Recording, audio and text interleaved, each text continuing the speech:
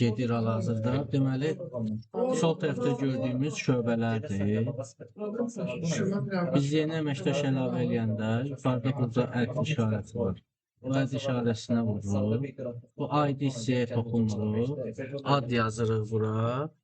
O birisində də soyadı yazdıq.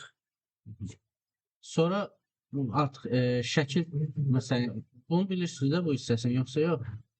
Hə. Aha. Deməli, adamın işçinin şəklini çəkmək üçün bu Chrome device-a gəlirik. Burada access control qalır və burada sizin otaqda avadanlıq var. Bəli. Buna vuranda artıq sizdə otaqda görsünüz şey açıldı, ekran açıldı və yumru şey gedir orada. Adamın üzünü skan eləyir, düşür adamın üzü bura.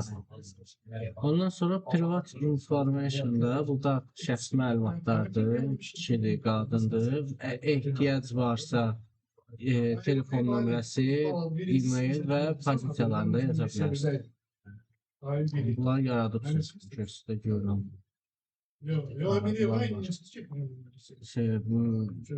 Pozisiya bizim nədir, vəzifələr. Sonra gəlirik siz deyən tərəfə, aksesləri. Bu şəxs hansı qapılardan keçə bilər? Burada aşağıda görsünüz, assign deyə bir söz var. Buna vururuq. Burada giriş-çıxış mütləq yəqin ki, qeyd edirik ki, bu adam turniketdən keçəcək. Sonra məsələn, yeməkxanaya da keçməlidir. Bəli. Laboratoriyaya, məsələn, laboratoriya əməkdaşı deyilsə, onları seçmirik. Və dərman depo seçmirik. Və əsayına vurun. Və salam, bunu da ədə vuranda düşür oraya. Bəli.